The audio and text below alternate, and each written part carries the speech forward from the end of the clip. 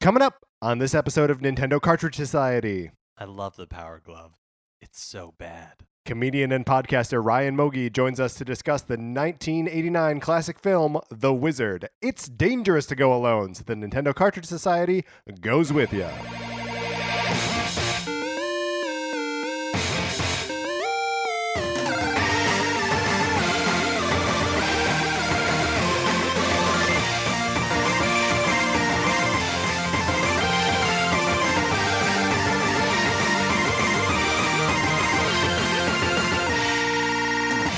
Welcome to Nintendo Cartridge Society. My name is Patrick Ellers, joined as always by my co-host Mark Mitchell. Mark, how are you? I'm doing pretty good. Yeah, How are you? I'm doing all. I'm under the weather. You're going to say a little, but it seems like... Yeah, I decided to cut out the qualifier and just say I am straight up not feeling well.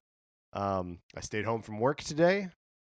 Yesterday was not a work day, but I stayed home anyway. I called in sick on a weekend, Mark. It's not a good way to feel. Well, now if your boss listens to this, you covered all the bases. But it's all true. What are you implying? Nothing. I'm not implying anything. Especially with Zelda coming out on Friday, you certainly have no reason to be pretending to be sick. I'm using a vacation day for Friday. Weather report. A little bit cold. Little bit on the cold side. Do you want some hot Orlando weather? Yeah, I would love some hot Orlando I was weather. in Florida last week. It was hot. Did it rain at all? A little bit. You know, that typical Florida. Sometimes you get hit by... Ugh, typical Florida. Good. And you're which weather do you prefer? Orlando weather or Los Angeles weather? Oh, Los Angeles weather. Absolutely. Who needs that humidity? Not me. Not me. Mark, what have you been playing video game wise? Well, this trip and airline flights and long airport delays afforded me some time to finally finish Pokemon Sun or Pokemon Moon. I was going to say Sun and Moon, but I only played Moon. That's right. Well, congratulations. Thank you. Clap. Yeah, we can pause a moment for everybody else's applause, the people who are listening's applause to die down. Right. So just record your applause and then email it to us at Nintendo Cartridge Society at gmail.com. And then we'll play it on the next episode. Well, and of course, since everybody was listening to this the moment it was released, that's right. Then everybody is applauding at the same time. Right. And then 100%. using those hands to rate and review us. Right. Well, they're applauding? No. Right afterwards. Oh, okay. Immediately Okay, afterwards. good. How did you like so now that you've finished like the main The story, that's right. Have you played any beyond that, or are you like it's a checked box in your kind of I still enjoyed the game a lot. Mm-hmm. I think everything we said about it before held up pretty much. By the end I was feeling I guess what I would call like the shallowness of or simplicity, we'll say. Not really shallow, just like simplicity of it, especially the way I was playing, which was very, I had my party and I was just marching through and I wasn't, like exploring the world. I wasn't playing a Pokemon game to its fullest. You were kind of just playing it like a role-playing game. Yeah. And so I think that's not the best way to play this game to get the most enjoyment out of it, obviously. But I did enjoy it, and I'm glad that I finished it. Yeah, I have not finished it. And that's why I did it, was to shame you. Thank you. And I do feel that shame. I will do my best to express my shame around having not finished that game after saying how much I liked it and how much I was looking forward to it and how much I was going to play it for this show, which I like and don't want to let down. So I'll never get back to it. Who has the time? Zelda's coming out on Friday. Zelda's coming out on Friday, as are a bunch of other games, and one fewer game than we were originally expecting. Mark, do we need to just get into the news? I think we do. Let's get into the news.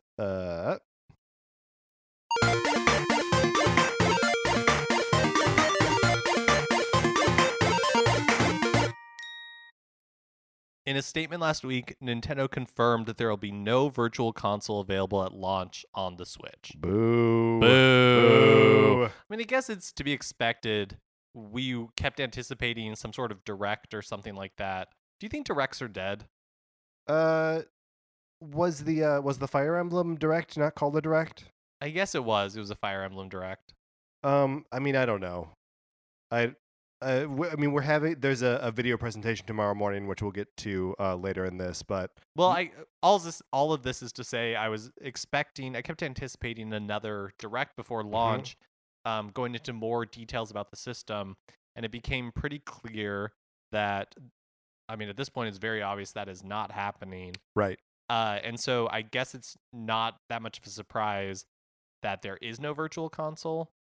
But it's disappointing. I mean, I think we just have to broaden like our definition of what the launch of this thing is, because like so many features are not going to be available and so few games are going to be available when you can buy the system for the first time, that like the launch is really like it seems like the launch is the next year, like this whole year is the launch of the Nintendo Switch, which is kind of a bummer. Like you want it just to be hot right out the gate, ready to play and do all these cool things that you want it to do. Well, and every time this comes up, I'm reminded this was originally said to launch in like last fall. You know what I mean? Yeah. And so the fact that it will be a full year from then that like online features are ready or fully ready, like that seems crazy to me. Yeah. What was this thing? I mean, obviously they pushed it back for a reason, but what shape was this in Christmas? Right. And then what made them say like, "Oh no, now it is ready"?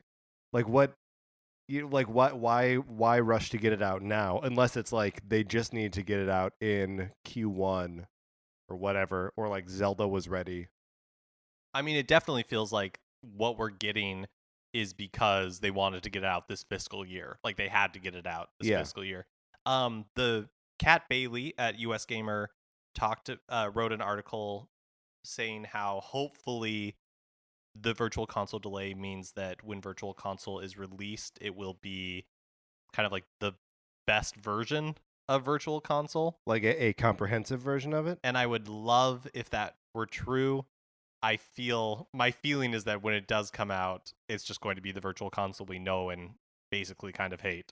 Here's my biggest fear is that the virtual console will launch with the paid online subscription thing, and we will only get access to the 2 games that they put up every month. That like those 2 games are part of the paid subscription, and then they go into the eShop after that, and you can buy them after that. Oh, so like I don't think it's 2 games per month. I think it's 1 game that is NES or SNES. Sure. I mean, who knows? But that would be disappointing to me if it's like one game a month. Yeah. Again, my dream is that everything that's currently on virtual console will be there day one, and then more will be added frequently, because I feel like with the previous consoles, you just get that same trickle of games that we get every time. Right, and that's always just disappointing. Yeah, I mean, like it's gonna be hard to get excited about like play Super Mario Brothers 3 again. Like I might buy it again. Yeah, but like even like the few third-party games that are on there, it's like I've already bought this before, so why would I have to wait 3, 6, 9, 12, 24 months for it to come back to Switch? You know what I mean? Yeah. So hopefully, who knows? But I'm hoping that won't be the case again. Fast RMX, Shovel Knight, and Snipper Clips have been moved up to launch games for the Switch, while The Binding of Isaac Afterbirth Plus has been pushed back 2 weeks. How weird is that, by the way, that like 2 weeks prior to the system launching, Binding of Isaac is like, no, we're not ready. Yeah. Like 2 weeks? I mean, maybe they ran into some manufacturing or shipping problems. Yeah, I mean, it's probably something that they have known for a while and just haven't communicated. Because I think Fast RMX, Shovel Knight, and Snipper Clips are all just digital, right? Yeah, that tracks. So, and Binding of Isaac they're also doing a physical release. So that seems likely to me that they had some like manufacturing hiccup or some sort of delay. Yeah. And so it's just really easy for these digital titles to just be like moved up. Right, like just push them out now. And I wonder if like the snipper clips thing has anything to do with it seems like that game has been getting a really positive reception at shows, like from the press. So I wonder if they're just like, oh, everyone has been saying good things about this game, and that would be a good foot to lead with that isn't Zelda. I think I'm going to be picking it up day one. And Oh, yeah, me too. Originally I was only planning on getting Breath of the Wild. Mhm. Because 1-2 Switch is interesting, but between 1-2 Switch and Snipper Clips, I think Snipper Clips is will be more fun. Absolutely. And probably more rewarding too. Like actually solving puzzles and instead of just, being quicker at pulling a thing. Yeah, I'm excited to play it with my boyfriend because he doesn't really play video games, but I think he might enjoy like the puzzle game, whereas I don't know that the two of us playing 1-2 Switch would be very fun for him. 2-person 1-2 Switch like alone in your apartment seems like it might be more sad than fun, right? Whereas 2-person snipper clips, that sounds like a good time. Yeah. Additionally, Snipper Clips will be released in a bundle with an extra set of Joy-Cons, but I think that's only in Europe, or we've only seen it advertised in Europe so far. That's right. So those extra Joy-Cons that are $90 for the pair. $79, $80, right? $80 for the pair. Sorry, that was splitting hairs and really pedantic of me. I'm so sorry. No, that's that's like a $10 difference. And people are talking about how they feel like they're overpriced, so I think it does make a difference. But yeah, so it's the pair of Joy-Con, and I'm sure it comes with like a download code for Snipper Clips. But yeah, we've only seen it advertised in Europe so far. But I think that's a pretty compelling product. I hope it makes it out to the States. Yeah, North and America. With the extra set of controllers is a good it's the only reason that like people bought Wii Play. So like it seems like a no-brainer. Wii Play, you get the extra Wii remote. Snipper Clips, you get the extra set of Joy-Con. So Breath of the Wild and Switch impressions are out there. Reviews are still embargoed at this point, but people are playing Zelda, people are using the Switch, and with that, people have access to code now. And so some Breath of the Wild data files have leaked, indicating that there are 3 more Legend of Zelda 30th Anniversary Series amiibos on the way.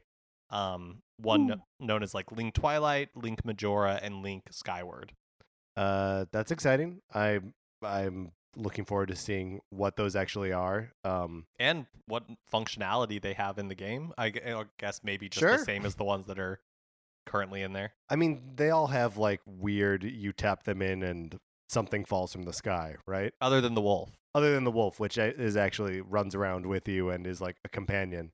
But yeah, I'm especially excited about the Majora's Mask one. I wonder if it'll be like a Link transformation, like if it'll be the Deku scrub. That'd be cool. It'd be cool to get something a little different from these Link amiibo, which are all nice, but even just like looking at the ones you have over there are, pretty similar. Yeah, I mean, I do like that. I like how different the 8-bit one is. But yeah, the others, like, it's there's kind of a fine line between the Ocarina of Time one and say the Smash Link amiibo. Like they're basically the same. Or like the the Wind Waker one and the Toon Link. They're again like they're different poses, but you've got the same character looking basically the same way. Have you been reading any of the Breath of the Wild impressions, or are you trying to stay pretty much on like blackout? I've heard a little bit of it, just on like podcasts and stuff that I've been listening to, but I haven't really read anything, and I'm not like actively. So like I'm soft taking it in. You're not seeking it out, but you're not like I'm not avoiding it. Yeah. If someone's like, we're going to talk about Zelda for the next 10 minutes, I'm not like, well, I'm skipping these 10 minutes. Yeah, it's exciting. People are having really positive impressions of it early on. So, yeah, I'm excited. Have you been? Yeah, I mean, from a few people, there's some really great video game writers out there.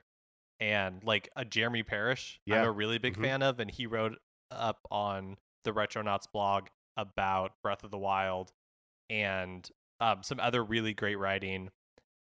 And I'm really excited. Yeah, Like, I'm excited too. I tell myself that I'm not, that I'm like, I should like temper my expectations. You don't And want then to get hurt I again. don't, but then I'm reading some of this stuff and I'm like, could this be the best game ever? It It be. might be. Who knows?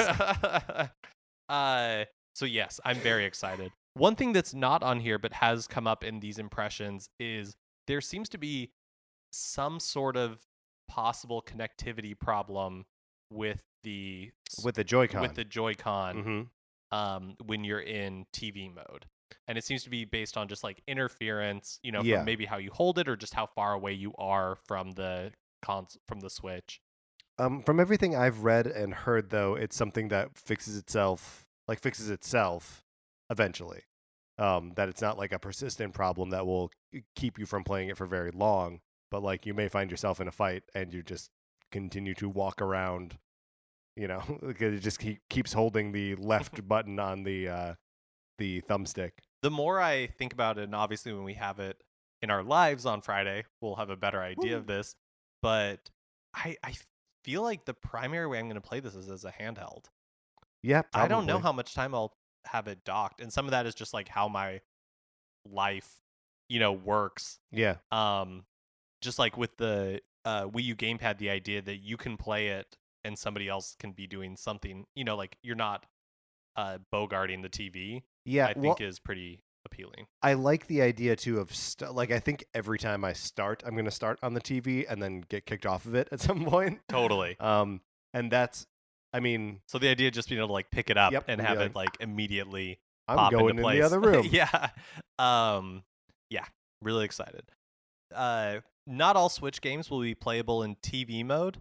Presumably, this seems to be that it'll be like restricted to games with a heavy emphasis on touch controls. Mm-hmm. But there was some question as to whether you could have touch-only games or not, because part of the Switch's selling point is being able to like dock it, right, and like remove it. And the portability is obviously still there with touchscreen only games, but you won't be able to do TV mode because it requires the touchscreen itself. Right, and that's. I mean, that makes a ton of sense. And I don't know. I like that there's confirmation that like, yeah, there are some games that are just touch and like there won't be another way to play them. Yeah, and that again like doesn't bother me. No, me neither. So the first game that we kind of like got confirmation on this is called Voez. It's VOEZ. It's a rhythm game. Mm-hmm. It's a launch title and it's on phones and stuff right now, but it's a launch title in Japan that will be localized in the US a little bit later.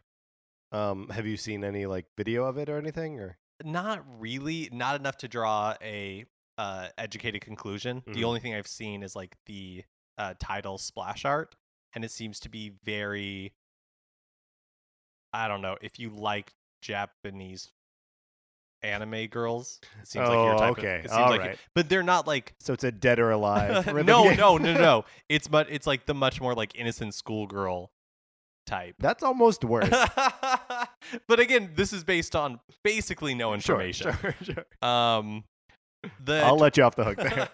The 2017 Pokemon World Championships will be held on the weekend of August 18th at the Anaheim Convention Center in Anaheim, California. There will be tournaments for the main video game, like Sun and Moon, the card game, and Pokken Tournament. We talk so much about Pokken Tournament, I think, then like it comes up so often for a game neither of us have played, and the majority of the world or Nintendo fan base has never played and will never play. Yeah, I mean it's something that the Pokemon World Championships are supporting. I mean, maybe not very many people play it, but the people that do get a lot of support. Yes. Right? Yes. New characters. Yeah, They're all like, the time. All the time. In the Japanese arcade version. Pokemon World Championships are like a big deal, but I can't imagine going. Like, I've always wanted to go to like an Evo or some like fighting game tournament. but the Pokemon World Championship always just seemed like, I mean, it's just a crazy celebration of all things Pokemon, right? Like, and at best, we are soft Pokemon fans. We could barely we deleted Pokemon Go as soon as possible, right? Yes. I saw today that Pokemon Go has had 650 million downloads. It's a lot. That's a lot. That's a lot of downloads. I only finished Pokemon Moon because I had a lot of time on my hands at the airport. And I'm expressing a lot of shame about having not finished it. So yeah, I agree that we're probably not the target audience for it. But it's so close to us. Maybe we should go Maybe we should go check it out. as like research. In an interview published on Polygon on Wednesday, Bethesda's Todd Howard said he, quote, couldn't say, end quote, whether the version of Skyrim that is coming to the Switch is the special edition or not. To which I say, boo. What do you mean you can't say? I mean, I can understand that previously, like when it showed up in the Switch reveal trailer, and then immediately they were like, we can neither confirm nor deny. But we have nothing. We have no comment. Nothing to add at this time. Yeah, nothing to like announce. That. We have nothing to announce at which, this time. like, sure, you know what? I can appreciate that. Yeah. But at this point, I don't understand it. I guess I'm willing to say that maybe it's part of Bethesda's long-term marketing plans, right? And so they, at this point, don't want to talk about it. I mean, it seems like it can't be the special edition, right? Right, because otherwise they would just say. Yeah. Do you think it's like the original version of Skyrim, or maybe some like hybrid of the special? It's like the Switch edition. I guess I'm leaning towards it's gonna be Skyrim with like motion controls, the graphical settings bumped up a little bit. So basically, it'll be like a high res. What were you worried I was gonna say? I was worried you were gonna say that it was like that it takes place, that the setting is Skyrim. Oh no, like it was some like Dead Space extraction shooter, type thing. No, I think it'll be like, oh, they just took the original release version and it's like higher PC graphical settings basically, but still the same assets versus the special edition, which would be disappointing. Again, coming so late. Because at that point, you're not even a year out of the special edition's release. You're what, like 4-5 years at this point? Yeah, out of the original release? Yeah, it came out in 2012 originally. And look, you've sold me on Skyrim, like portable Skyrim. Yeah, but it's got to be more than that. It's got to be more than a 5-year-old game on the go. Totally. It has to. Otherwise, who cares? Yeah. I mean, I think the special edition a year out is a tough sell. Yeah. So, I don't know. Hopefully we'll find out more and it'll be good news. Right. Speaking of good news, tomorrow's there's an Nindy. I think that's how we're saying it. Sure. Like an indie. Like indie, yeah. Nindy. Yeah, or is the N silent? Oh, so it's just indie? Yeah. Anyways, there's a indie games showcase video today morning. That's right, Tuesday. Because you're listening to this the second it comes out. So as soon as this is over, you will potentially have 8 hours until this thing goes live at 9 a.m. Pacific time. Yeah. So who knows what information we'll get there just about independently developed games coming to the Switch. Which one of these might be the Guardians of the Galaxy Telltale series of games? Because Newegg today posted a listing for a Switch version of the game. Hey, that's good news. Yeah. Because Telltale has been skipping Nintendo systems as of late for their games. And they just won't be for Guardians. Yeah. I'm saying that's good news, Mark.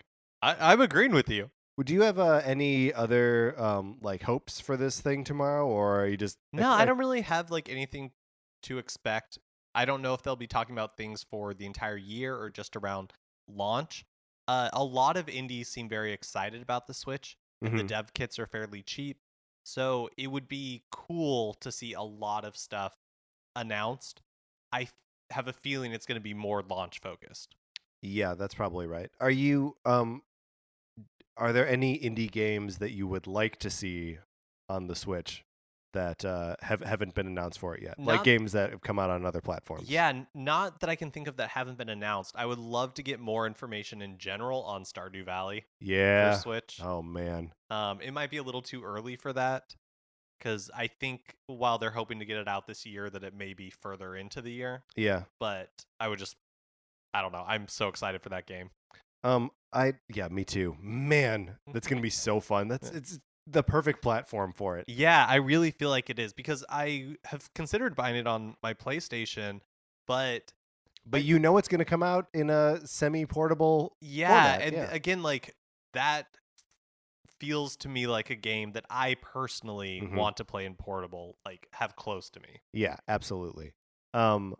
I would like to see some of the like couch co-op indie games, like or not even co-op, but like competition, like Nidhogg, or Nidhogg 2, which I think they're working on right now. It would be really cool to see that on the platform. I'd like to play Overcooked, which might actually be a PlayStation exclusive at this point. But if it's not, it would be fun to see it on the Switch because that's a good 2 people with separate controllers could play that thing on the go. Lovers in a Dangerous Space-Time is another like couch co-op one that would be really neat to have, like that you could just like plop down at a party and 2 people could play. Yeah, I feel like all this couch co-op stuff is such a great opportunity on the Switch. Yeah. And less so, obviously the PS4 supports it and the Xbox One supports it. Right. But it just the portability factor. Yeah, that like you could take it to someone's house and be like, "Here, we're going to play this." Yeah, it just seems really exciting. Yeah. The possibilities. So, we'll I guess talk about that next. That's going to get buried. Right, yeah, exactly. At this point, I guess we have to have news next week, so maybe we don't. Who knows? We got some new releases this week. We have some new releases. March 3rd, baby.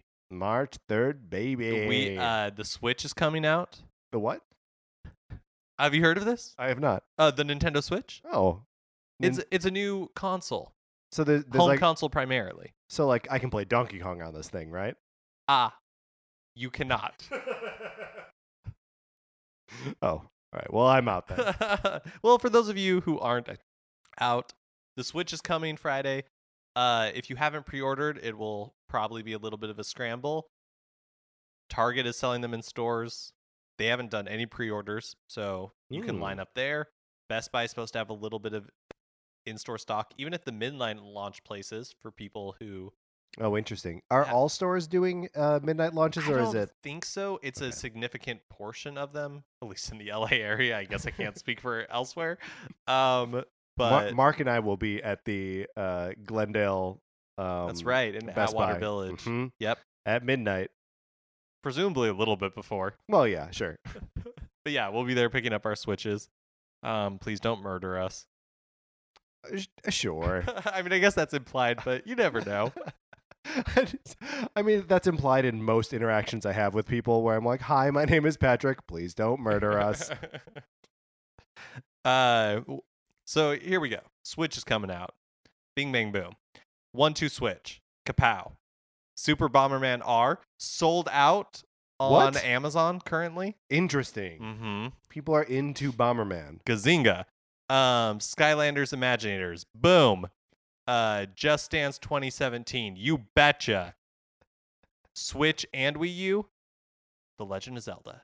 Breath of the Wild and its expansion pass. Wow, wow, wow. So that's the last Wii U game that Nintendo's putting out. Last one. They're not doing any more after Breath of the Wild. They're exhausted. Yeah. What more do you want from them? They delivered on what they promised years ago. But that's not all. We got some eShop games. Mark, tell them what we got. I Am Setsuna, World of Goo, Little Inferno, Human Resource Machine, Fast RMX, Shovel Knight, Treasure Trove, Shovel Knight, Spectre of Torment, the standalone one, Snipper Clips, an Amiibo, The Legend of Zelda Breath of the Wild series, Archer Link, Rider Link, Guardian, Zelda, and Bokoblin. Woo! Yeah. That's a lot of stuff. It's a lot of stuff. It's a lot of stuff coming out all at once. What are you picking up off this list? So the Nintendo Switch, despite its What? inability. Sorry. The what? Oh, okay. So it's a new. You remember Nintendo? It sounds familiar. It's you played Game Boy, right? You played yes. Tetris. Uh-huh. Tetris in the back seat of the station wagon. Yeah. Yeah. So those guys, Uh-huh. they make a home video game console that you can also take on the go. Interesting. Can I play Donkey Kong on this? Okay. You cannot actually play Donkey Kong on it. Well, what are you picking up? I Switch. I'm picking up. The Legend of Zelda: The Breath of the Wild on the Switch. I am picking up. 1-2 Switch. I am picking up, and then I will probably also grab digitally. I Am Setsuna, Shovel Knight, and Snipper Clips. So how much approximately are you dropping on this? Like launch? $900. Did you buy a SD card? Have you bought an SD card? I did not. No. So I'm going physical for 1-2 Switch. Oh and yeah, you won't need any of. You probably won't need it for any of the stuff so far. I'm getting and are you getting any accessories? Did you pre-order anything? I did pre-order the a second set of Joy-Con, but I have canceled that. If I need it, I'll buy it. Yeah. Yeah. I'm getting the Switch, The Legend of Zelda, Breath of the Wild for Switch, and Snipper Clips. But I might get I Am Setsuna too, or I might let you buy it and then tell me how it is. Sure, that's fair. No amiibo? Oh, that's a great point. I don't have anything pre-ordered, but man, probably. I don't. We'll see. We'll see how crazy I get at the at the midnight release. Like I may get in there, see a bunch of amiibo, and just be like, "Well, this is just happening." Right. You're already $900 in. Right. Exactly. What's another $900? And at that point, right. I mean, so we talked about this, right? That I like organized and kind of I have hidden away a bunch of amiibo so that like those that are on display are more like special instead of them just being like littered around my house. So I don't know that I necessarily need more amiibo, but these are Zelda amiibo. I mean, what is need anyways? Great point. We're horrible monsters. We're consumers before we're anything else. I bought I did buy an SD card from Amazon. How big? So I went for 128 because it was on sale for $40. That's pretty good. That seemed like a pretty good ratio. The but it's SDXC. So I'm hoping that day one update that everybody has to download in order to get online. You hope that it accomplishes I hope that. it makes that compatible. But if not, I will just buy one that is. And you're going digital with. I am. Zelda, I think I decided to go all digital, which probably means I will buy my Switch, start it downloading, and not be able to play anything for possibly. Oh, I'm really hoping their server couple weeks. Yeah. Well, so that's a question. Will you start Zelda downloading first, or will you be like, I'll grab Snipper Clips because it'll probably be done in. I'll do Zelda because I'm hoping to pick it up, start downloading, and then go to sleep. Yeah, and then play in the morning. Yeah. Yeah. Yeah, because if not, I will have nothing to do with my Switch. Yeah, and that's a weird feeling, right? Of like, here's this thing I just spent $900 on. Got to be able to do something with it. All right, and no other releases we want to talk about. That's it. It was a ton of releases. A ton of stuff is coming out on Friday. Let's move out of the news.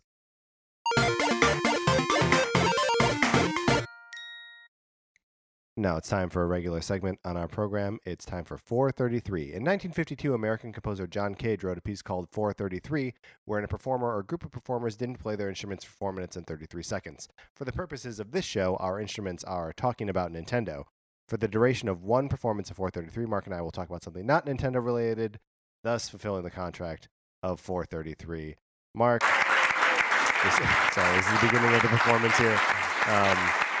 I would like to talk about being sick, because I have been doing that for the last couple days, and I gotta say, I'm over it. It's not fun for me right now.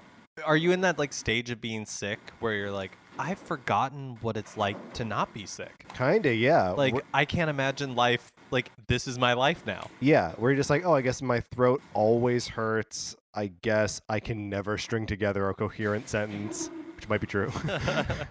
I always have a headache. Yeah, I mean it sucks. I'm also getting bored. I stayed home from work today and like did nothing yesterday. So I'm kind of like I don't want to watch TV anymore.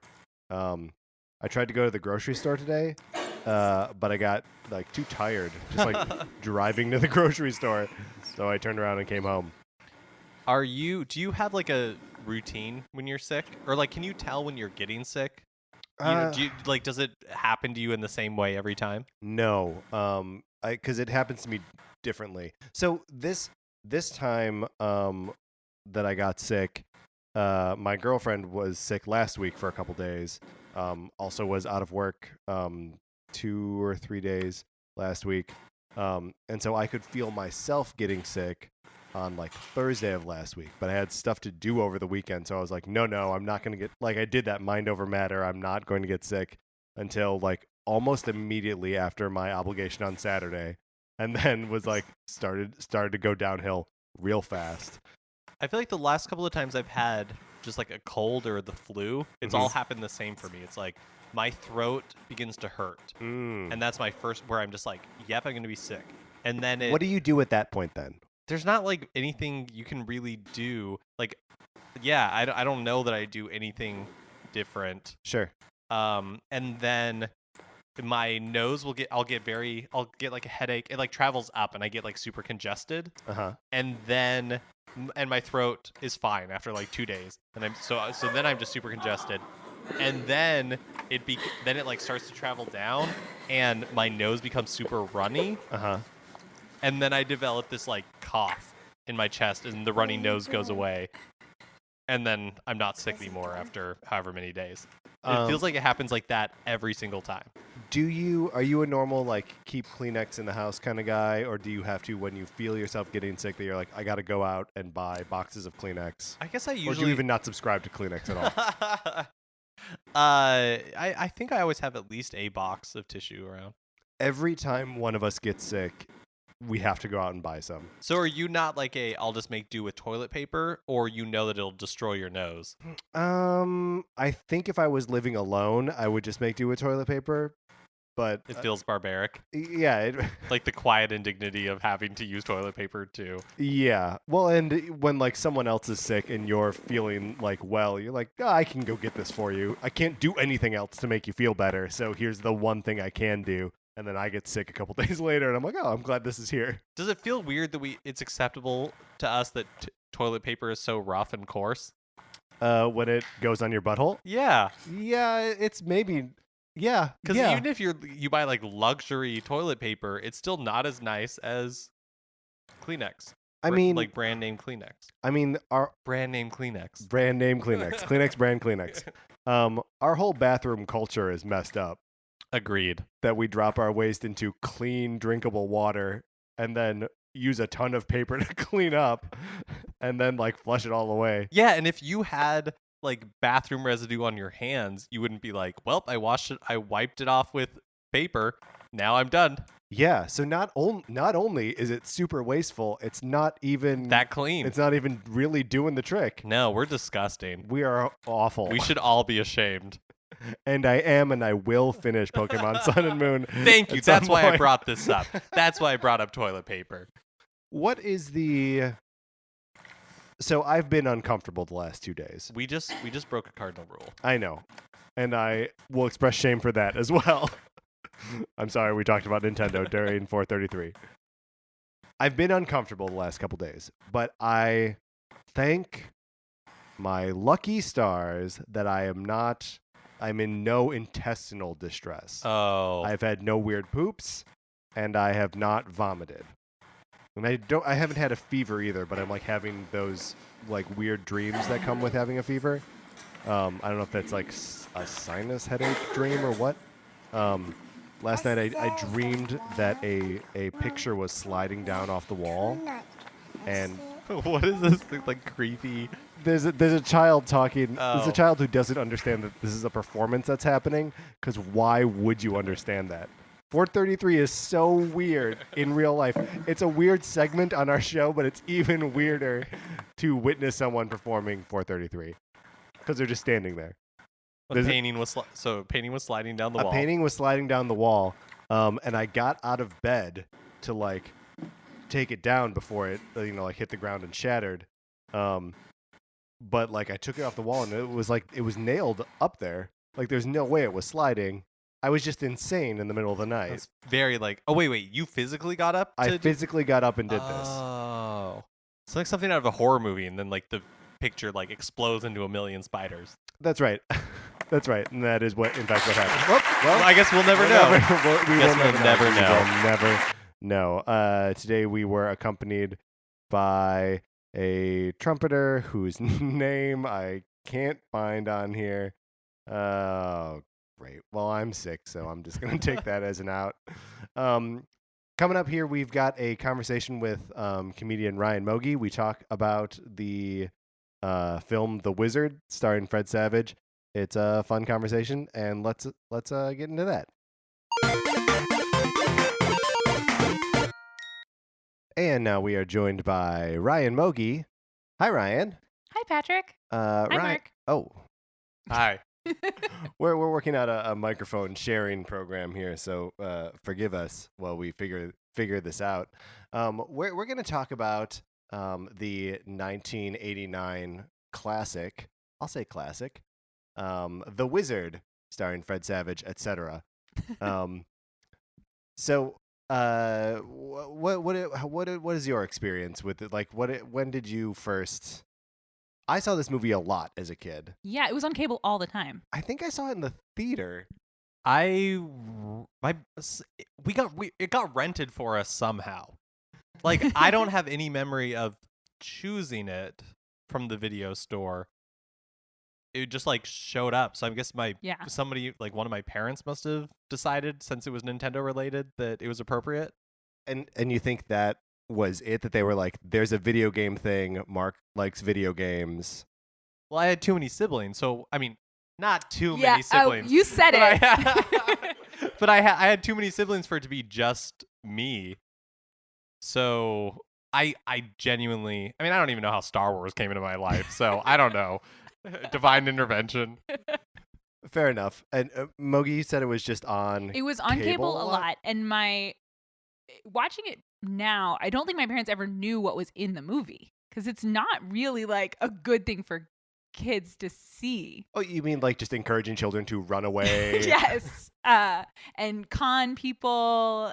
Yeah, it's not good. Yeah, it's one of those weird 80. This was rated PG, right? Yeah. It's one of those like weird. You can't make kids movies like this anymore, because this was definitely, I feel like, aimed at children. But I don't think you could make movies like this anymore, period. Like, it's so strange and so dark, and then has something so goofy stapled on top of it. Like, it really feels like two separate movies to me. Like, someone wrote a story about an autistic kid trying to come to terms with the loss of his twin sister, and then Nintendo was like, hey, what if we got in on that? So I was doing some little bit of reading about it, and we can get more into what actually, like, the genesis of this movie and all that kind of stuff a little bit later. But I feel like we should just talk about,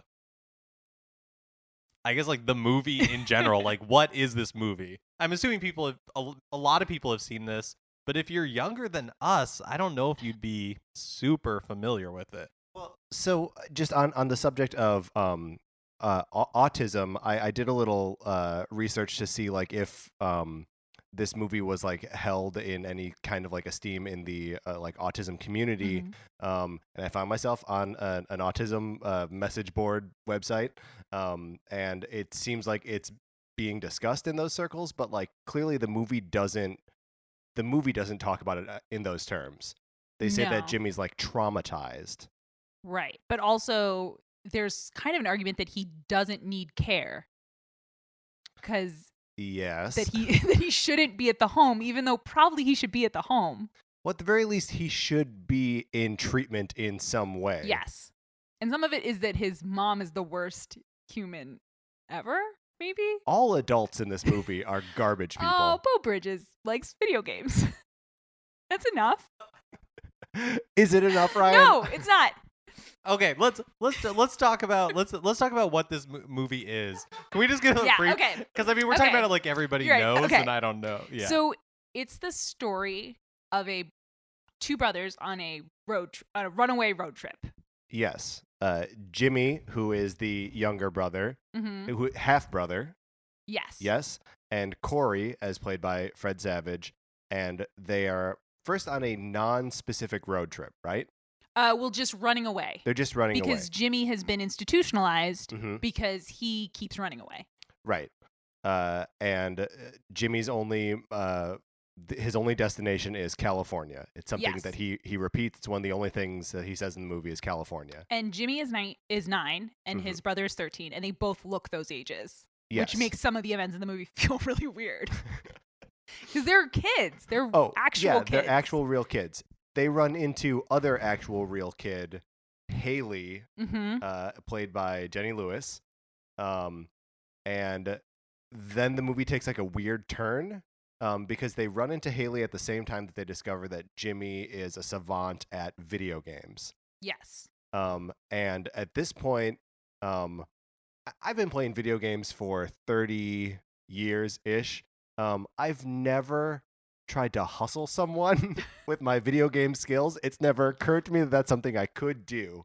Are you a Jimmy, though? No, I mean, definitely I am not a Jimmy. Everyone, real quick, who are you in this movie?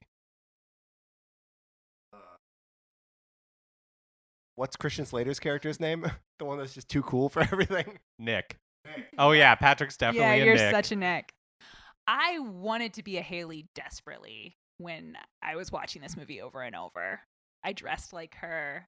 I tried to be sassy like her. But I probably was really a Corey. In my dream is that I was a Haley, for sure. I think I'm more of like a Putnam. No. Mark, no. Come on, guys. We know it's pretty true. I just don't have the driver initiative. Okay, so Putnam. we haven't gotten to the part where they're being pursued. They're being pursued by a private investigator. And one pursuer. And right. then they also have another set, which is the half brother. And Christian their father. Slater and Bo Bridges are also in a pickup truck on there. Right. That's Nick and Sam. Yes. Right, are their names? And Putnam is the private investigator who's played by an actor I don't recognize. Yeah. When I watched the trailer before I watched the movie, and I convinced myself it was Woody Harrelson. It would be so much better if it were Woody Harrelson. Like, that's crazy that I didn't remember it was Woody Harrelson. Like, what is happening? And then the movie started. I was like, oh, no, I'm just bad at looking at faces. So if you're listening to this and you haven't seen the movie, you're probably wondering, how is this Nintendo related or video game related at all? We're getting there. So, no, we know why it's video game related. Well, we haven't gotten to the Nintendo. We Right. haven't explained that he's a video game savant, but he literally only plays Nintendo. That's correct. He is both good at console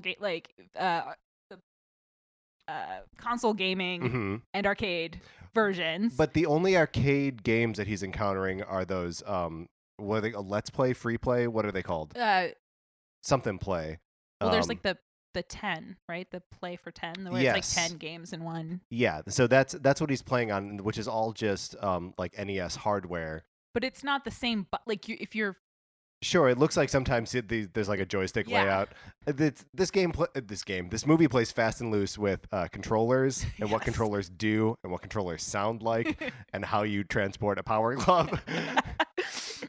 But so the whole drive of the movie is to this video game competition in Los Angeles at Universal Studios Hollywood, wherein they have to play a new game, and the new game is Super Mario Bros. 3, which is the U.S. reveal of Super Mario Bros. 3. Had not been seen in the States before this movie came out, which I think is why it's such a good like topic of conversation for this show.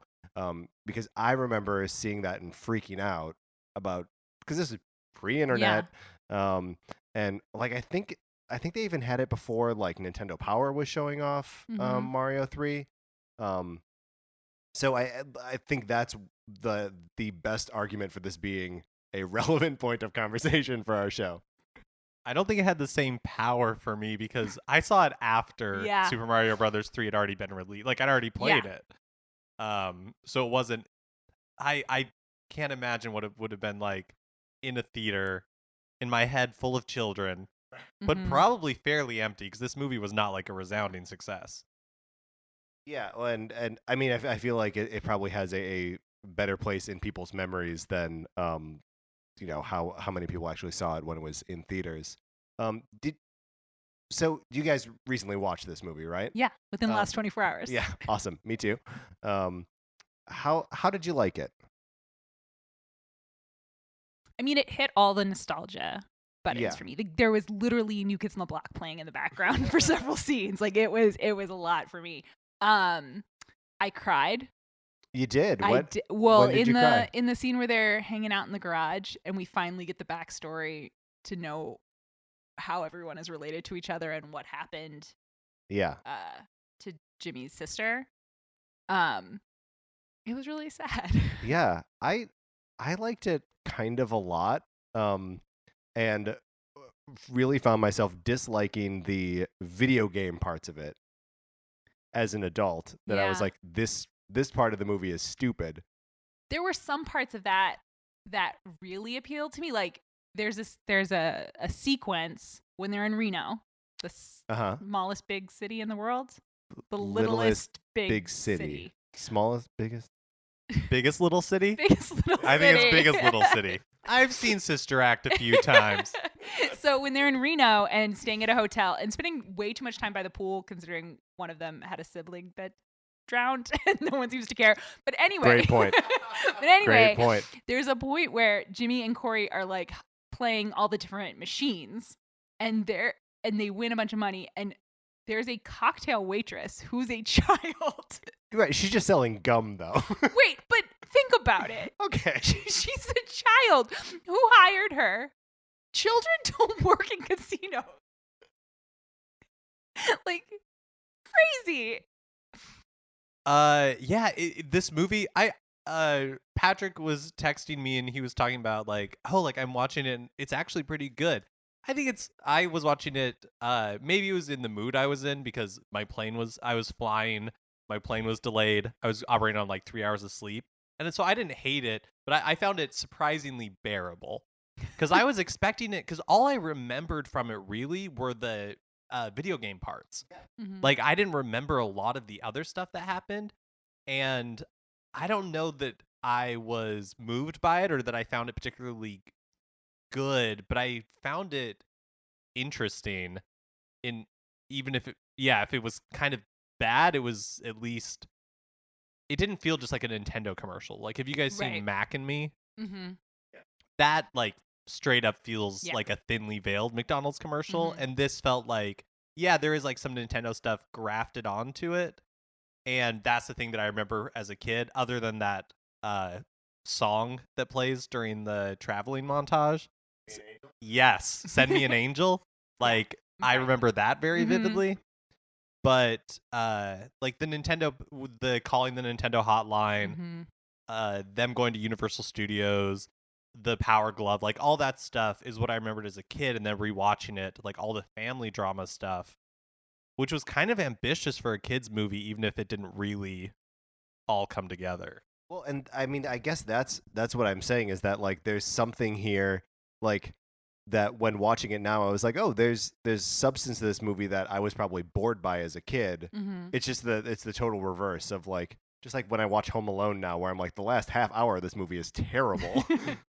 And that's what I was reading, is that the director, Todd Holland, like and Universal just viewed it as like a quick cash grab, and so they weren't interested at all in his take on it, which was trying to make it a real like family experience and drama with some Nintendo elements. They kind of viewed it as just like, why are we putting all this work in for a naked cash grab? They go to Universal Studios. Yeah. And they for the Armageddon. for Video Armageddon. Video Armageddon, which has an audience of only children. But then I was like, that's crazy. And then we go outside, and the people wandering the Universal Studios Hollywood are only adults. So it makes sense. That the adults are enjoying the theme park Yeah. while the kids are at the video game That's competition. how all theme parks are. Only adults. You know what's great about this movie's version of Universal Hollywood is all of the employees there seem like they're amazing. They're so happy. The guy who takes Jimmy's registration is so amped up. Mm-hmm. The first round is Ninja Gaiden! It's insane. It's and great. then the tour guide later is shouting at everyone to shut up and have fun or like sit down and have fun. That's really good. It's all really bizarre stuff. But I don't know. That was also fun. Yes. I mean, there's an element of this movie too that I liked it, but it was also tapping into when I was a kid. Like the idea, because all of the kids are smarter than all the adults. They have like world weary views on things. They have power to change things. Like there's definitely, it's appealing to a kid who thinks that they should be running things. Totally. My favorite part of this movie as a kid, because I like Nintendo, I love theme parks, I love. So my favorite part was when they like get off the tram and they're running underneath the King Kong animatronic, Yeah. and you can like see how it was made. That was so cool to me. Yeah, that was great. Yeah, and that is, I remember thinking while watching it that like that's an exciting like use of the space, that like it's one of those things that you can't really like block until you're there, and you're like, oh well, the kids can just run down here. Apparently they had 4 hours to shoot that. Whoa. Yeah, like they were promised a lot of time, and Uh-huh. then they got there and they were like, yeah, you have 4 hours. So that kind of tells you how this movie was viewed in production. Yeah, sure. Do we know, like, did Nintendo approach Universal? Do we have any kind of idea like how this relationship or like where this film came from? I don't know where it started. Right. I don't know. All right. I'm sorry. Yeah, I was trying to read a little bit about it, and I couldn't find anything that said specifically where it came from. This was before the Super Mario Brothers movie, right? Mhm. And I feel like that was Nintendo's first foray into film. So I know that they worked together, but the director has talked about how Nintendo was really hands off. Like they provided them with the things, and apparently when the Power Glove, which we haven't talked about at all yet, when the Power Glove arrived on set, it was like a man with a briefcase that with the Power Glove inside, and they were like very secretive and protective about it. But as far as like Nintendo being involved in the script and all that kind of stuff, it doesn't sound like they were at all. It sounds like they were really hands off. But like it does seem like the movie is making a specific point to use like very recent games, like both Ninja Turtles and Ninja Gaiden came out that summer, like that they were filming the movie. So like, you know, they're using the most recent Nintendo games to try and like, because those two games feature probably Ninja Turtles is in like every scene in this movie. It make you think it's the only Nintendo game, especially the only Nintendo game that Nick and Sam play. Yeah. Right? It's the only one they play. They really like it. They really like it. But I feel like with product placement, a lot of times that's kind of the way it goes. To Because just use you're the most providing recent, yeah. clearances, you're providing the stuff, so you send the thing that you want displayed, even if you don't have the right to be.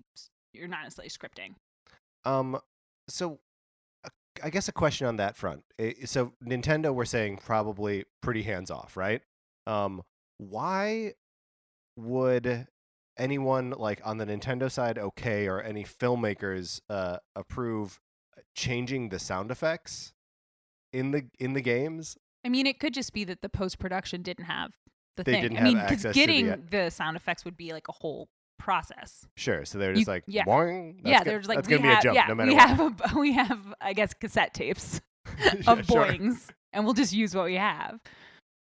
All right. I guess that's yeah. It's one of those things that for me as a gigantic nerd, Mm-hmm. I'm like, that's not what it sounds like when Samus jumps around in Metroid. Yes. And I'm like, why would you change that? I think I don't know, Right. but Defend it, Ryan. No, I have most of the time that I've lived in Los Angeles, I've worked in product placement. So I know that a lot of times things are just too big a hassle for someone. So they make a decision. So it feels like to me, it was a big hassle for someone and they said, I mean, no. it sounds like that's how a lot of decisions were made on this movie, you know, where it's just like, oh yeah, you have 4 hours to do this kind of really complicated, scene. You'll get it done. Sound effects. Children are stupid. It doesn't matter what the sound effects are. Like, did you notice it as a kid? Do you remember? I had no idea. Probably though. Like, just knowing how obsessive I am about those games, like I probably noticed when like music wasn't lining up with, especially Ninja Turtles, because I played that game a ton. Or like during the end of the movie when they're playing Super Mario Brothers 3 and they're like, Jimmy starts over again at the beginning of World 2, and I'm like, that's 1-3. That's not World 2. Well, that's the thing that I remember so much about that scene is because I'd already played Super Mario Brothers 3. The thing that was interesting to me was seeing the changes from that version of the game to the final version that I actually played. Well, so the crazy thing is the game was already out in Japan by the time this movie came out. So like that was World 1-3. It always was. Oh yeah, I guess that's a good point. I had never really considered that. I don't know. It was probably easier for someone. Someone in the chain was like, yeah, let's just take it. It was bugging me that they knew to call the warp thing a magic flute. Yeah, because it doesn't read like flute. No, I mean, because I was thinking about it and I was like, maybe if she was thinking of Zelda, then she like could figure out that would be a warp tool. Sure. But I was like, you wouldn't know to call it that. Also, there's some point where Jimmy gets the warp whistle and Haley yells, with the warp, he can jump worlds. Yep. That's what he needs a warp to win, she says. Right. Just in case we were prepared. So that part's fine to me, because like you have to establish, you don't actually get points when you warp in Super Mario Brothers 3. Fine, whatever. I can accept that gets him a lot of points in Video Armageddon. That's fine. But like, so it makes sense that she would say he needs it to win. But to say that with the warp he can jump worlds, like who are you clarifying for? That's like, jump worlds. Okay. Oh, that makes more sense to me than warp. Like, it's all nonsense, right? Especially because nobody had seen this game at this point, right? Yeah. What did she know? How did she know that? I have no idea. She did spend an awful lot of time on the phone with the Nintendo Power Pro line. I feel like maybe they developed a closeness. He slid her some information. Oh, he let slide some embargoed information. Well, she talks like a grown woman. What are you implying? Right? I'm saying that maybe there was like some flirting. Also, how much? That's expensive, right? To talk to. But they were also Power Pro hustling. line? I mean, yeah. So they had money coming in. Did they have to pay an entry fee for Jimmy? I forget already. Into Video Armageddon? Yeah. I remembered in my memory of the movie that they did, but when they're signing up with that guy, he's just, hey, you're Jimmy, you're in. Yeah. Yeah, I think that's established later. I feel like we've been remiss because we've been talking about this for about 20 minutes, and we have yet to mention possibly the most infamous part of this movie, which is, of course, Lucas Barton and the Power Glove. I'm sorry, we keep driving away from the Power Glove, and you keep driving back to it. What do you want to say about the Power Glove? I know what you want to say. I don't have really anything to say other than we should talk about it. Yeah. You don't want to say it's so bad? No, it's very bad, right? It's one of the more like, this is ridiculous. No, that's what he says. Oh, he says it's bad. Yeah, he says. Yeah, that's like the most infamous part. That's what I thought you were going to say. I thought you were going to quote it. Oh, it's the Power Glove. It's so bad. Which, I don't know. He says, I love the Power Glove. It's so bad. Which, and maybe I was too young in the 80s, but did people really call things bad for good? I mean, I don't know. Because, again, I was too young to really... They seem to in movies and pop culture, yeah. But I don't know if people really did. Would be like, that's so bad, like radical, right? Yeah. That's what. Yeah. Do you think it's like short for badass? And that's why, like, so you say that's so bad. But yeah. Yeah. Yeah. The wink implies the last part. Yeah, that tracks and tracks for this movie too, right? That Yes. like it's trying to be a little bit more adult than it is. Mm-hmm. So okay, let's talk about Oh my gosh. the Lucas. Power Glove and Lucas. First of all, They're intertwined. yeah, they are, because he is like the personage of the Power Glove, right? Yes, in he's this also the movie. personage of like that guy in your neighborhood who had a Power Glove or had like some stupid thing that was so cool. Did either of you know anyone who had the Power Glove? Did not. No, me either. My buddy Pete, who listens to this show, Uh-huh. had a Power Glove. He is not. He is not Lucas. You're not Lucas, Pete. Don't let anyone tell you you're Lucas. But that thing was terrible. Like, it was virtually unusable Mhm. for its intended purpose. It had like all the Nintendo buttons on it, so you could play a normal game just like on your forearm. Yeah. It was pointless though. And if you tried to do any like, steering with it like he does, playing Rad Racer, it's a Rad Racer he's Mhm.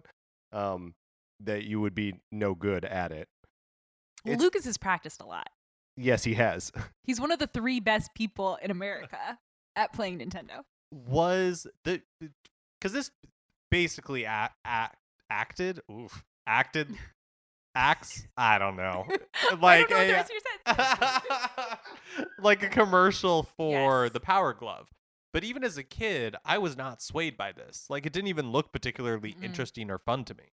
So there was I forget what it's called. Maybe handball is maybe just what it's called. But a game that used the Power Glove very specifically, where you were throwing a ball against a wall and then like catching it. It was basically like a brick breaker, but in instead of being like up and down, it was like a foreground background kind of thing. And so you use the Power Glove, and so the movements of your hand track the movement of your cursor in the game, and you closing your fist close the fist so you catch the ball. And so it was actually like a pretty good application for that hardware, and was kind of neat. But like, they don't show that off in this movie. It's No. a bad commercial because like you can buy wheels for a racing game. That handball game or whatever it was called, I think that came out very late in the Power Glove's life. There's actually a really great YouTube video by a gentleman named the Gaming Historian, and he goes into the history of the Power Glove, and it's actually really fascinating. This is not a good showcase for what it was intended to be, or even because that like handball game is actually pretty cool when you're thinking that they're doing this on NES hardware. Well, and narratively, it functions as the villain's like sword. Like, it's not like narratively, it's awful. Like, why would you want the thing that like the biggest jerk? I mean, I guess except for the people who stole their money and then those people who stole the hat. Right, there are bigger jerks. There are bigger jerks. Putnam. Not with as much curls. No, His no. curl and jerkness, if you add it together, is the worst. It's also, I mean, I guess they just had to cram this thing in there, but it's a shame that there's no way that the Power Glove like comes back at the end. That like they have to play a Power Glove game or I don't know, anything. It's there for one scene, and it's one of the more transparently like, this is a commercial for this Nintendo product. Yeah. It's also there to create some jealousy for Haley and Corey. It was so bad. Do we need to talk about that relationship? Sure. I mean, yes, Yeah. I think I don't have a ton to say about it. I mean, she's going through some things. She's been abandoned by her whole family. Jenny Lewis is great in this. She is great. Like I think it's one of those this is maybe I don't know if she had done stuff before this, but I feel like it's one of those things where you look at somebody and you're like, "Oh, you have it, whatever it is." Absolutely. She's the real deal, like for sure. Cuz Fred Savage at this point was possibly the most famous person in this movie.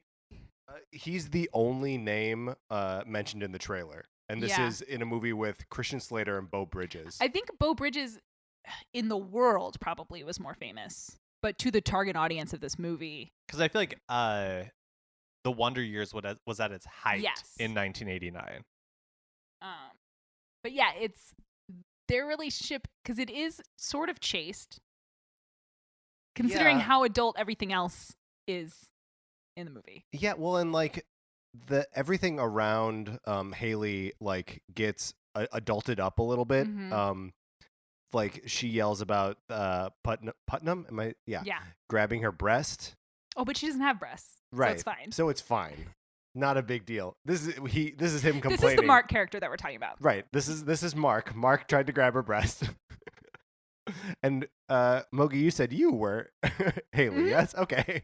Yeah. I accuse people of sexual assault all the time. So this Putnam is on the phone at one point trying to get Haley's address by calling an operator and muttering to himself about how he didn't touch her breasts. Yes. And the operator gives him a couple addresses to check out. Well, yeah, and she is paying the phone bill because that's how you get in the yellow pages. Sure. But he's looking by last name. No, he found 3 Haleys. No, he found 3 Brookses. Okay. Not 3 Haleys. Okay. I don't think. How many Haley Brookses are there in Reno? Mark? Well, but again, the point is, unless she's paying, Haley Brooks wouldn't be in the phone book at all unless she's paying the phone bill. Right, but A. Brooks. Yeah, her dad. Her dad is Brooks.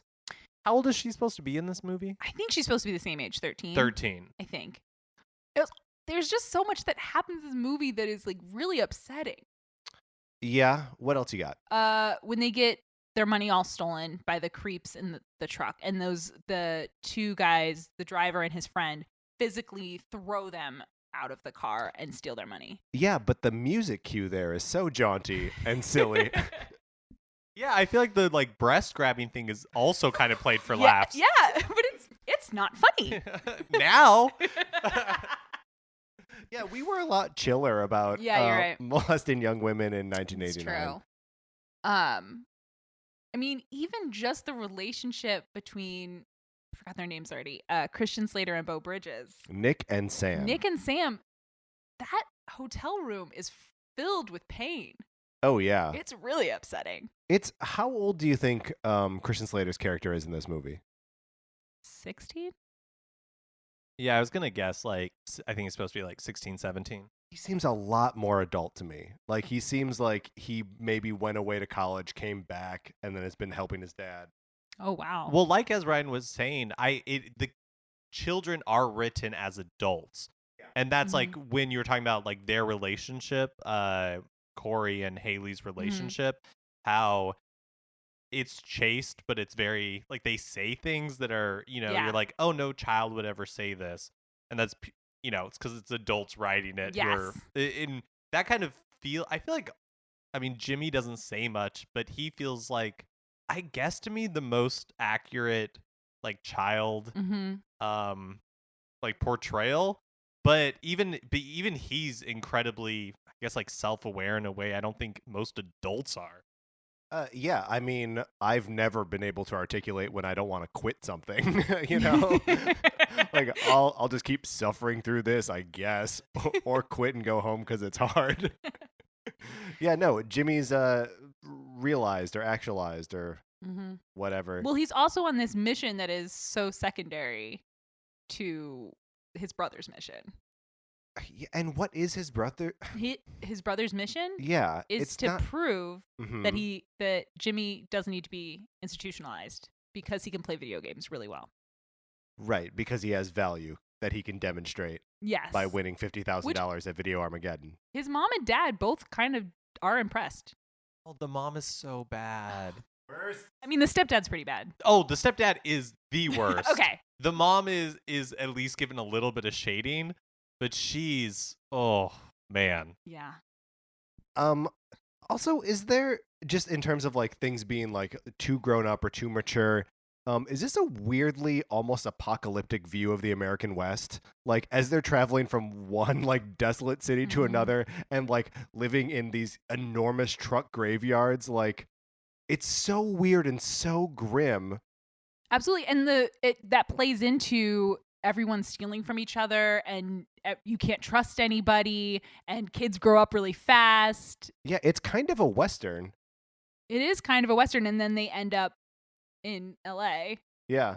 But yeah, it does have that kind of, they're on the frontier. No, because they are. They're when Jimmy and oh my gosh. Corey? Jimmy and Corey leave, they leave on foot. into the mountains of Utah. You could die from exposure It's and crazy. dehydration.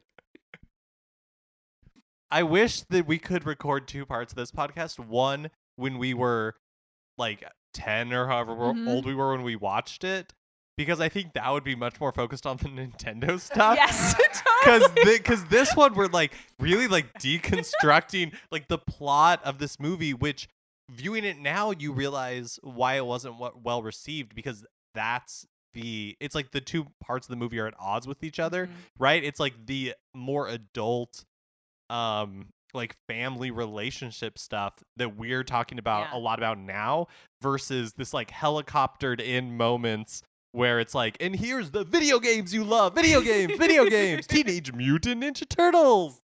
All right, then let's steer it back. What video game things in this movie were you actually excited to see this time? Or was there anything that you saw this time that you were like, oh, I like that game? Or anything that you responded to in any way whatsoever? Well, it's been a while since I played Super Mario Brothers 3. Yeah. So it was fun to just see it and be like, oh, yeah, I remember. And it's a great game, Yeah. so that's a great thing to be reminded of. I always like seeing the Teenage Mutant Ninja Turtles, that original NES game, because it was so hard and so bad. I wish they ever showed anything beyond like either the very first level or the diffusing bombs underwater part of the game, because the game gets really weird later into it. And Bo Bridges talks about it a little bit, where he's like, I got the scroll weapon and I almost beat Mecha Turtle, which that is a cool part of the game. I don't know why they don't show it. And it's got to just be the same, like, oh, it's hard. Someone's got to play to the 3rd level. Someone's got to get past level 2 to capture that.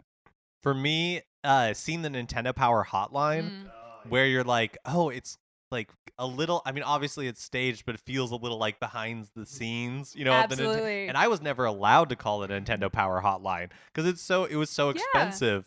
But there was no internet, so there was a lot of games that I would just end up being like, I don't know how to get past this. So it was always the dream to call Nintendo Power Hotline, and so it's still fun to me to see that, because I'm sure these were just kids being paid minimum wage, but it feels like such a dream job.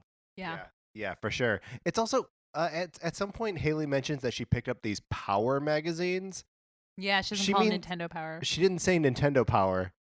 Is that like a rights thing, or? I don't know. I mean, it's weird. They very rarely say Nintendo in this movie. That's a great point. Yeah. I think they say it when they're panning through the call center, the hotline, and someone says like Nintendo Power Hotline or whatever the name of the hotline is, but that's there. I think that might be the only verbal mention. Yeah, that's what makes me think that it wasn't really like that it was more like a script that somebody wrote with insert video game here, right? And then maybe Universal got a hold of it and was like, oh, do you know what's hot right now? Nintendo. And then got like Nintendo to agree to some of this stuff versus a like deep collaboration between Nintendo and the filmmakers. I wonder if it's also just part of not wanting to like date the movie, even though it's obviously horribly dated now, but like you know, one of the like funny things in Blade Runner is that like Atari is the like home entertainment system that like exists in that universe, that they're just like, well, we don't know that Nintendo's going to be around because like, you know, this is one system into Nintendo's video game. Yeah, but maybe that feels like, I can't imagine that's super important to them, because it's not like Blade Runner where it's supposed to be a vision of the future. It was a moment in time. I'm just saying that this film is as important as Blade Runner, Mark. What? Who's going to argue that? I don't understand. understand. I mean, they could exist in the same... I'd be willing to believe that the wizard is in this Blade Runner universe. Yeah. Jimmy Woods is really key to how we get to Blade Runner. Yeah, okay, I believe that. And Lucas is a future robot. Yes. Better than Prometheus. There we go. Oh. Guys, do we have any further thoughts on the wizard on this movie? I'm glad I got to revisit it with you guys. I am too. I I really enjoyed watching this movie. Mind you, I've been homesick for the last 2 days. So seeing a movie that I've seen a bunch of times made me feel good. And I've not felt good very much in the last 2 days. I have one more thought. Sorry, because we didn't talk about it. But I liked that they gave us, even though it was a very token situation, that they put a girl in the top 3. Oh, yeah. Because we didn't see a lot of girl gamers. And I was like, that was nice that there was a girl in the top 3. Yeah, Mara. That was really cool. I guess I liked revisiting it. It was just so funny to watch it because in my head I was keyed up for all the video game moments, and there's really not that much of it. A good chunk of the running time is just all the family drama and all that kind of stuff. But yeah, and at the end when they make it to the dinosaurs and all that kind of, you're like, remember when you're like, this was a commercial for Nintendo? And no, it's a really commercial not. For pain. Yeah. Remember when we were a family? Oh. And those dinosaurs, of course, are also in Pee-wee's Big Adventure. Yes. Mm-hmm. Yeah, and he also goes to Universal Studios, right? Or just a studio? Yeah, that's a good question. It's been a while since I've seen Pee-wee. I don't know if they say Universal, but that's another studio tour I wish I got to go on. Well, let's I think that probably wraps up our discussion of this movie. You should check out all of everything else that Ryan Mogge does, by the way. Ryan, plug some stuff. Okay. I do a podcast about Buffy the Vampire Slayer called Hellmouthy. Excellent podcast. Oh, well, thank you very much. You're welcome. It's called Hellmouthy. You can find us on iTunes. And we're working our way through Buffy and Angel right now. And I'm so busy.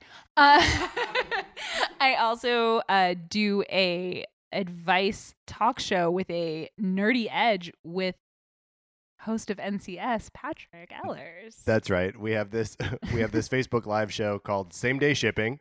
Yes. It is all relationship advice, both fictional and real. Mm-hmm. So you can find that on Facebook. Yeah.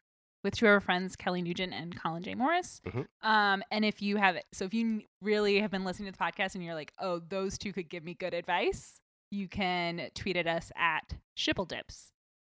CHIPPLEDIPS. Okay, so she said CHIPPLE, but it's SHIPPLE. Because I didn't want to say nipple. We always end up saying that, and it makes me uncomfortable. Well, thank you, Ryan, for joining us. Oh my God, thank you guys for having me. This was so fun. Yeah, I had fun. Mark, did you have fun? I'm kind of a Putnam.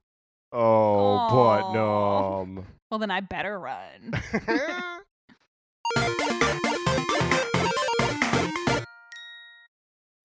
All right, so that's going to do it for this episode of Nintendo Cartridge Society. Remember, if you have any questions or you want to say anything about this movie we just talked about. The Wizard, thank you. You can email any questions or comments about it to Nintendo Cartridge Society at gmail.com.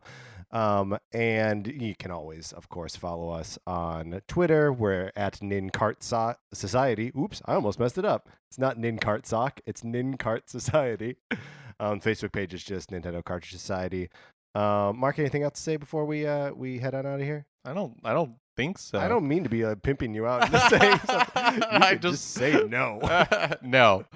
If you do have a second, we would love if you would rate, review, subscribe on iTunes, all of that good stuff. If you like Mark and mine's opinions, and Ryan's for that matter, all 3 of us write for a site called Retcon Punch. We write about comic books. Olivia Duncan made our logo. Our music is made by 8-Bit Betty. You can find more of 8-Bit Betty's music on 8bitbetty.com or by listening right now. For my co-host Mark Mitchell, this is Patrick Ellers saying, he touched my breasts, and thanks for listening.